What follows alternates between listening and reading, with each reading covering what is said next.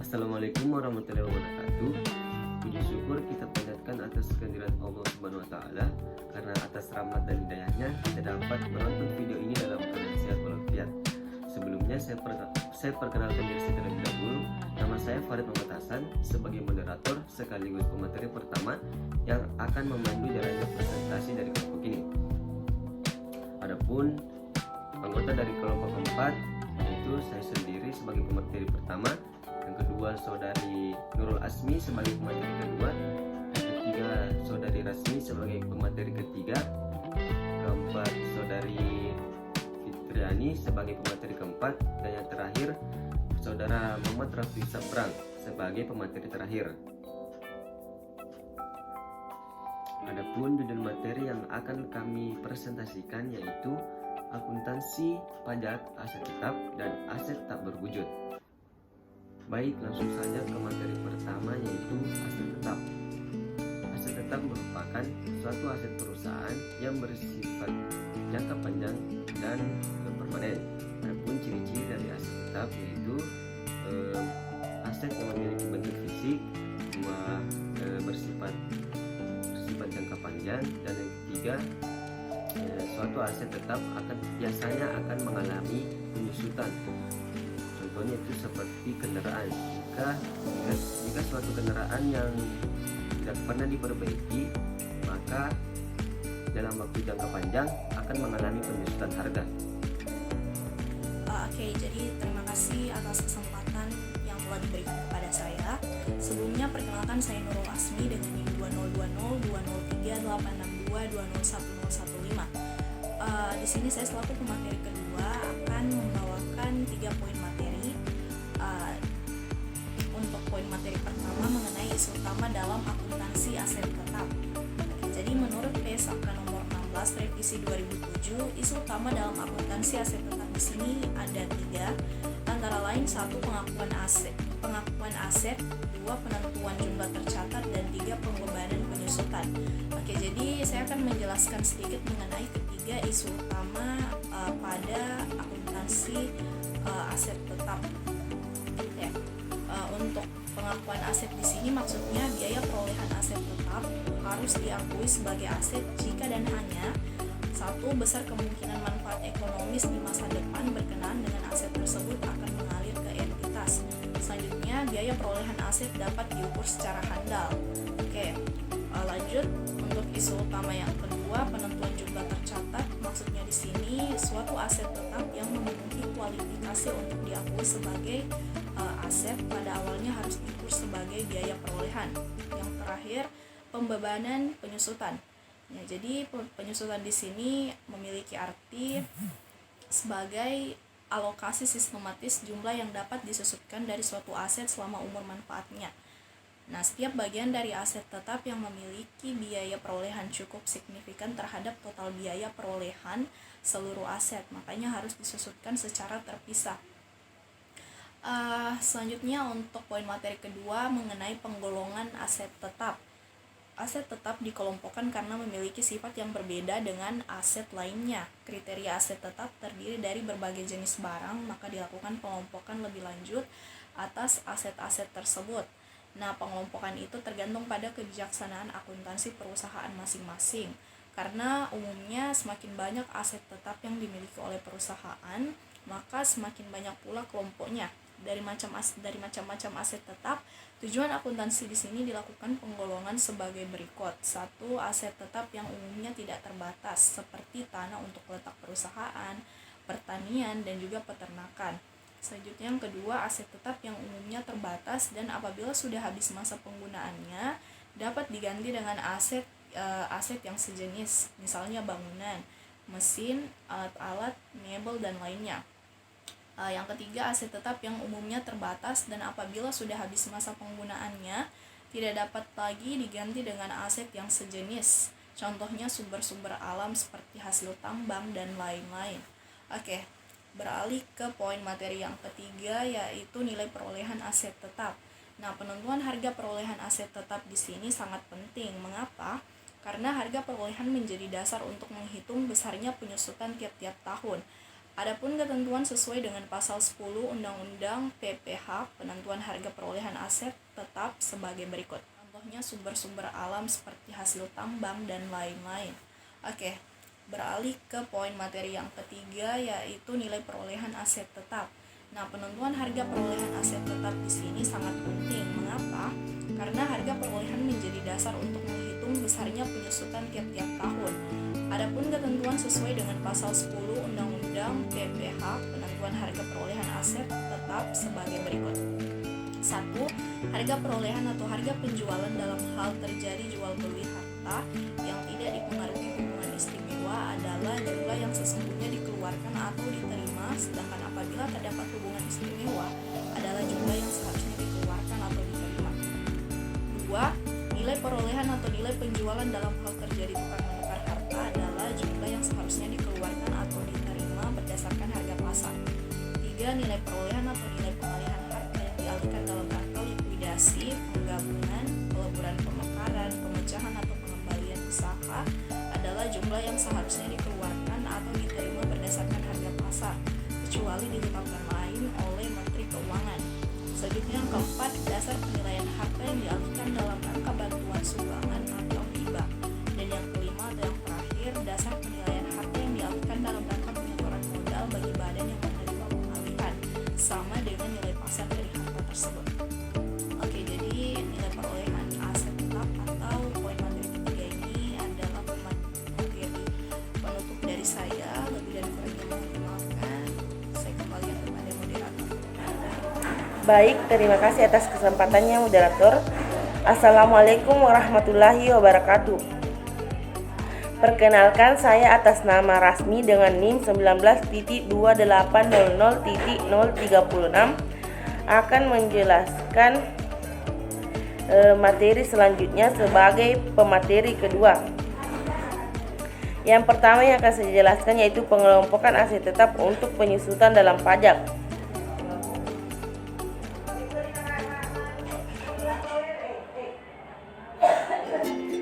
Metode penyusutan menurut ketentuan perundang-undangan perpajakan sebagaimana telah diatur dalam pasal 11 Undang-Undang Pajak Penghasilan adalah: yang pertama yaitu metode saldo menurun atau decline balance metode untuk aset tetap berwujud bukan bangunan, dan untuk berupa bangunan menggunakan metode garis lurus atau straight line metode.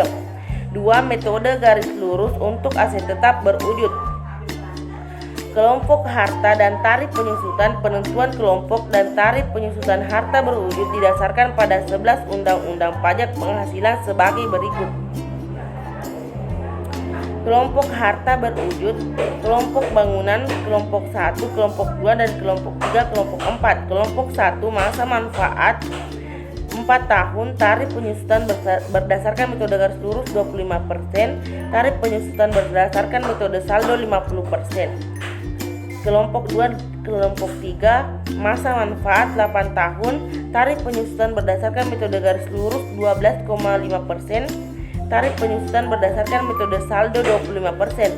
Kelompok 4 masa manfaat 16 tahun, tarif penyusutan berdasarkan metode garis lurus 6,25%, tarif penyusutan berdasarkan metode saldo 12,5%.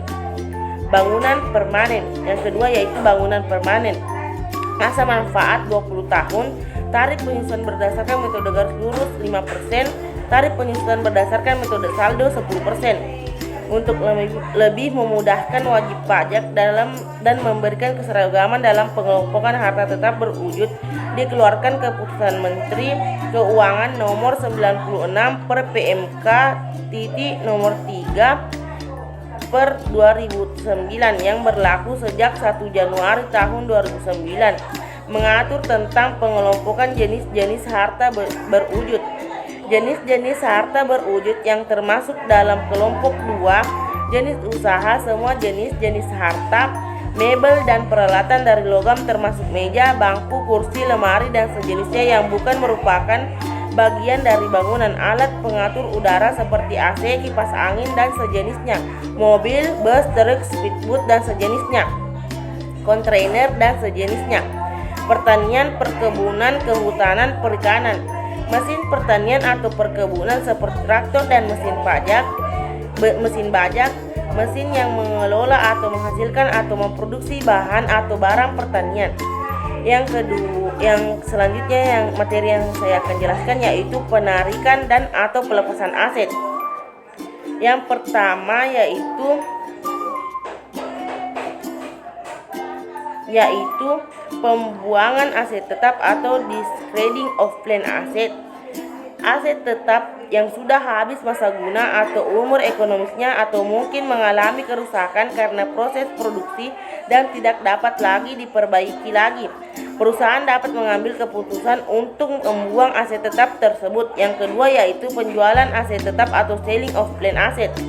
Aset yang tidak terpakai lagi jika masih laku, maka perusahaan dapat menjual aset tersebut. Yang ketiga yaitu pertukaran aset tetap atau exchange of plan asset. Aset yang sudah tidak terpakai selain dibuang dan dijual dapat ditukar dengan aset tetap yang lain, baik dengan perusahaan lain maupun ditukar yang baru dengan menambah uang atau pembayaran. Aset tersebut dapat ditukar dengan aset sejenisnya maupun aset lainnya. Materi selanjutnya yaitu revaluasi aset tetap. Revaluasi aset tetap merupakan penilaian kembali aset tetap perusahaan yang diakibatkan adanya kenaikan nilai aset tetap tersebut di pasarkan atau karena rendahnya nilai aset tetap dalam laporan keuangan perusahaan yang disebabkan oleh devaluasi atau sebab lain, sehingga nilai aset tetap dalam laporan keuangan tidak lagi mencerminkan nilai wajar.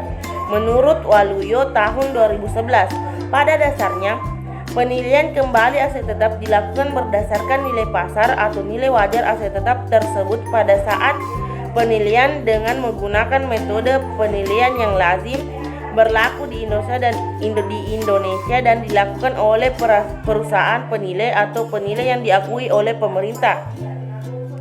Jika nilai wajar yang ditetapkan oleh perusahaan penilai atau penilai yang diakui oleh pemerintah tidak mencerminkan keadaan yang sebenarnya, maka Direktur Pajak akan menetapkan kembali nilai pasar atau nilai wajar aset yang bersangkutan, atau Keputusan Menteri Keuangan nomor 79 per PMK titik 03 Keputusan Menteri Keuangan nomor 79 per PMK titik 03 per 2009. Alasan wajib pajak melakukan revaluasi: 1. Meningkatkan nilai perusahaan atau markup sehingga memudahkan perusahaan dalam proses pencarian data melalui pinjaman bank maupun pinjaman saham atau go public. 2. Meningkatkan biaya pengisutan aset tetap di masa datang sehingga deductible expense di masa datang semakin besar dan beban pajak semakin kecil. 3. Meningkatkan keakuratan perhitungan penghasilan maupun biaya sehingga mencerminkan kemampuan perusahaan yang sebenarnya dalam menghasilkan laba. Yang keempat, agar neraca perusahaan menunjukkan posisi kekayaan perusahaan yang sebenarnya. Mungkin itu ya materi yang sempat saya jelaskan. Lebih dan kurangnya saya kembalikan kepada moderator. Baiklah, ada materi selanjutnya yaitu aset tak berwujud. Aset tak berwujud atau dalam bahasa Latinnya yaitu intangible asset adalah aset non moneter yang diidentifikasi tanpa wujud fisik, yaitu hak istimewa atau posisi yang menguntungkan guna penghasilan pendapatan. Jenis utama aset tidak berwujud adalah hak cipta, hak eksplorasi dan eksploitasi, paten, merek dagang, rahasia dagang, dan goodwill. Aset jenis ini mempunyai umur lebih dari 1 tahun dan dapat diamortasikan selama periode pemanfaatannya yang biasanya tidak lebih dari 40 tahun. Aset tidak berwujud adalah aset non moneter yang dapat diidentifikasi dan tidak mempunyai wujud fisik, serta dimiliki untuk digunakan dan menghasilkan atau menyerahkan barang atau jasa yang disewakan kepada pihak lainnya atau untuk tujuan administratif. Aset tak berwujud terdiri dari hak-hak istimewa atau posisi yang menguntungkan perusahaan dalam memperoleh pendapatan. Contohnya adalah hak paten, hak cipta, prinsip, merek dagang, dan logo, serta goodwill. Aset yang tidak berwujud diakui jika kemungkinan besar perusahaan akan memperoleh manfaat ekonomi masa depan dari aset tersebut. Biaya perolehan aset tersebut dapat diukur secara andal. Ya, terima kasih atas kesempatannya.